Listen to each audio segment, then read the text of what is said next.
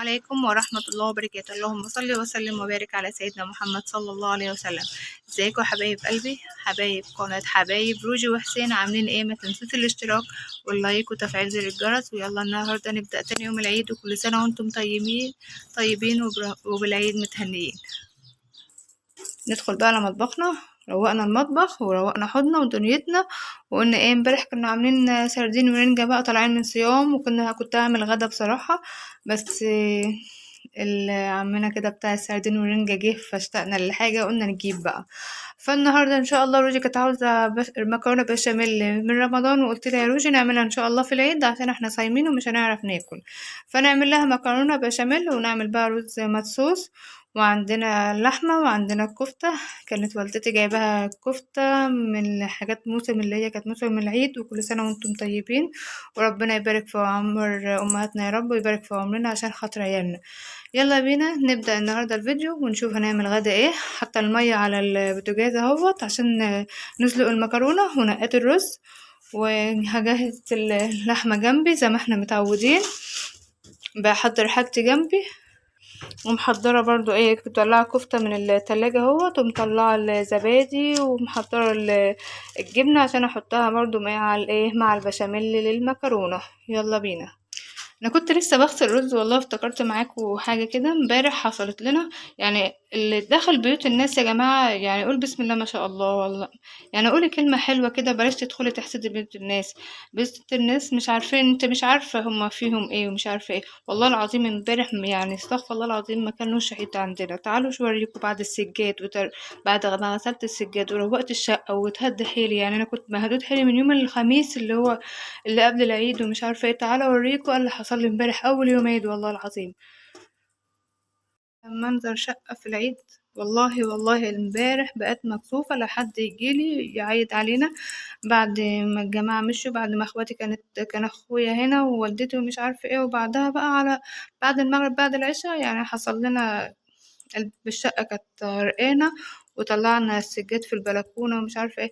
ادخلي كده بيوت الناس قولي بسم الله ما شاء الله، ربنا يحفظهم، ربنا يحفظهم هي وعيالها. انت ما تعرفيش هي بتقول ايه، بتقولي يا رب استرنا. يعني والله العظيم انا ماشية بستر ربنا الحمد لله، اللي هو القرش اللي معايا بمشي بيه. بلاش تدخلي بعينك الصفرة دي بيوت الناس، بلاش تدخلي ترمي سمك. يعني قولي بسم الله ما شاء الله وانت داخلة، قولي اللهم احفظنا، قولي يا رب بارك، زي ما احنا بندخل كده في بيوتكم ونقول اللهم احفظنا، وبنقول بسم الله ما شاء الله، وبنقول السلام عليكم. ادخلي كده ببركة، قولي كلمة حلوة. والله انا من قبل بقول الفيديو انا كنت قايلة ان انا هقول الكلام ده وكنت نسيت، بس اللي حصل لنا امبارح ما كانش يعني الحمد لله. وندخل بقى على مطبخنا ونجهز حاجتنا عشان عيالنا ما فطروش للاسف، فعمل اللي كل بسكوت ماشي واللي كل كحك ماشي والدنيا مشيت، لان احنا من امبارح والله العظيم يعني من امبارح واحنا زعلانين. الحاجه وقعت واتنرفزت على العيال، وكأن استغفر الله العظيم يعني ما كانه مش عيد، واللي حصل لنا في الطريق. طب ليه انت بتدخلي بيت الناس كده؟ ده والله العظيم الواحد بيدخل بيوت وعينه ما بيجيش على حاجه. يعني الحاجه اللي بتبقى قدامي والله العظيم ما برفع عيني فيها الا لما الناس تقول لي اتفضلي. يعني الحمد لله الواحد بيدخل ياما، احنا هنا في ارياف، انا بدخل عند ناس عندهم خير وبقول بسم الله ما شاء الله، يعني ببقى مش عاوزه ادخل، وناس هم اللي بيقولوا لي لا تعالي يا مروجي. فبسم الله ما شاء الله ربنا يبارك في البيوت يا رب ويعمرها. فاحنا زي ما بنقول كده، ادخلي قولي كده، ادخل قول كده، قول بسم الله ما شاء الله، قول ربنا يحفظ اهل البيت.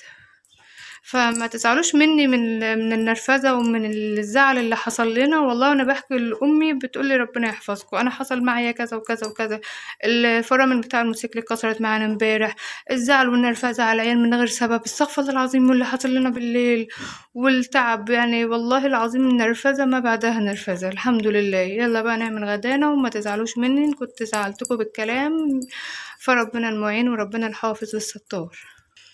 انا هعمل هنا بقى، انا هحط السوداني التاني بعد الدسس. ابو روجي بيقول في اللي استوى وفي اللي ما استواش، انا كنت بعمله يوم الوقفه والمغرب ادنا علينا وانا كنت جعانه وقلت ايه قفلت عليه وخفت اسيبه في الفرن يتحرق. فانا هاخد واحده زباديه للدسس، هسيب واحده زباديه برضو للمكرونه البشاميل، وهطلع مع الحاجات دي واحده مرقه دجاج. فيلا بينا. هنا انا حطيت زيت وحطيت ملح وقلبت، وهنزل بقى بالزباديه كده انزلها، حلفت ان هي مش نازله.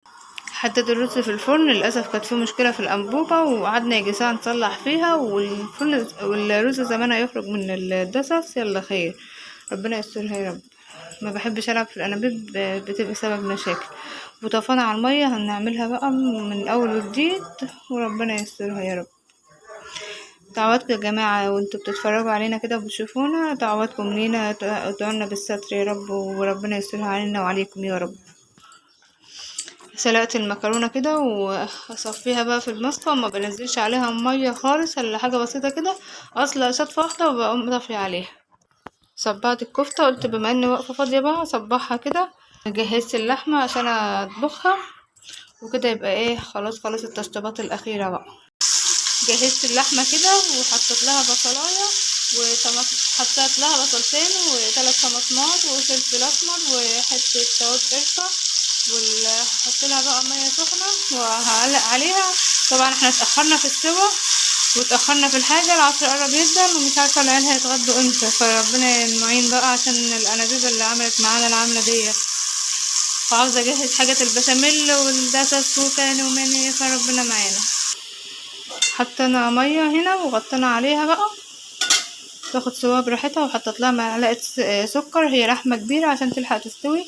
حطيت هنا اللحمة مفرومة من غير اي دهون ولا سمنة ولا زيت ولا اي حاجة. البوتاجاز اتبهدل لما نخلص نعمله، ان بس تغير لون، وننزل بقى بالبصل والطماطم والفلفل الاسمر والحاجة بتاعتها.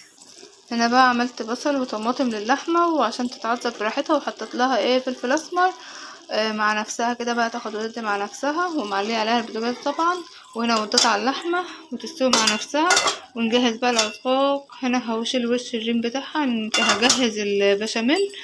هشيل اللبن دوت واجهز بقى البشاميل. انا متاخره ومتلخبطه، واللي حصل لي امبارح بصراحه مزعلني وضغطه عالي كده، والواحد متقرف والله من امبارح. فياريت كل واحده تركز في بيتها، كل واحده تركز في بيتها يا حبايب قلبي كده يعني. ارقوا بيوتكم، ارقوا بيتكم. امبارح والله ما كنتش مديه يعني اي اخوانه لاي حد خالص.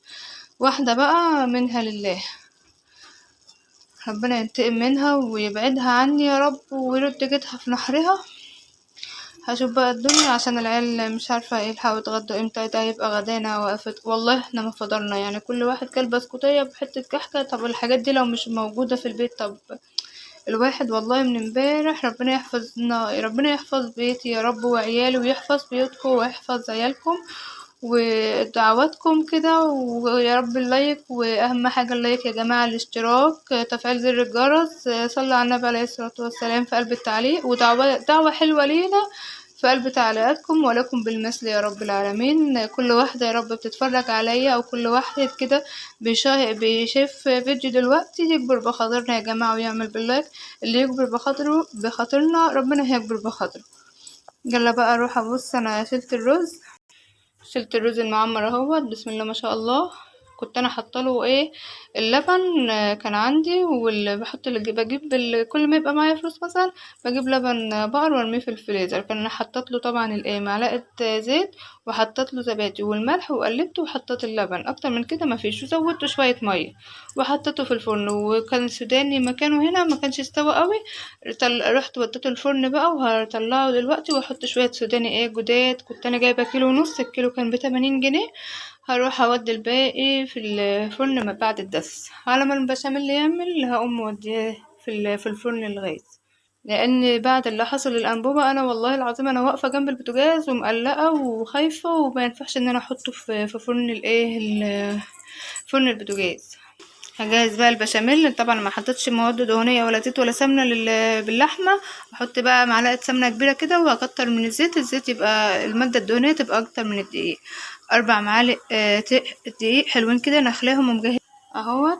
دقيق متعدد الاغراض كان عندي اخر حبه في الكيس، انا قطعتهم حتى عشان اعرف اوصله. وهجهزه بقى وعلى ما الدنيا تتعمل كده بقى. مجهزه السمنه اهوت تسيح بس، وهنزل بالدقيق. انا نخلاه نزلت بالدقيق اهو.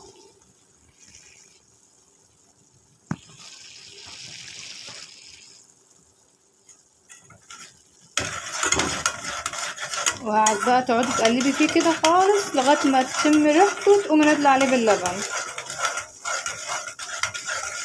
لبن ساقع من طالع خالص، انا كنت مطلعاه من التلاجة. طبعا المادة الدهنية اكتر من الدقيق.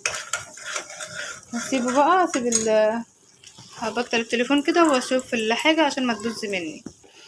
هنا نزلت بالتوابل بتاعتها، مرقة دجاج، ما عندكش مرقة دجاج، شوية سكر، فلفل اسمر، حطات ملح، حطات كمون. هقلب لما تتقل بقى تقفلي عليها.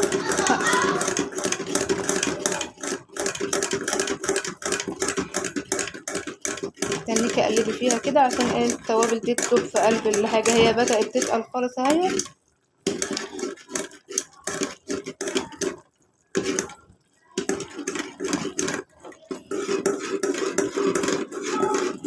انا حاطه المرقة دجاج وهي سخنة، يعني كل ده وهو سخن اهو.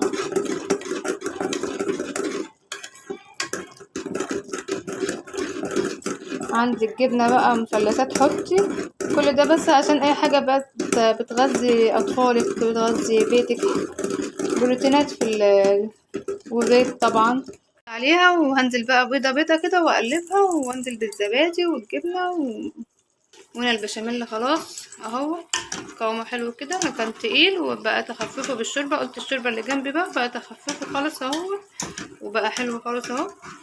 ولسه اللحمة بقى هشوفها استوت ولا لسه. حمرت الكفتة وعملت لها بقى بصل وصلصة طماطم واستنتها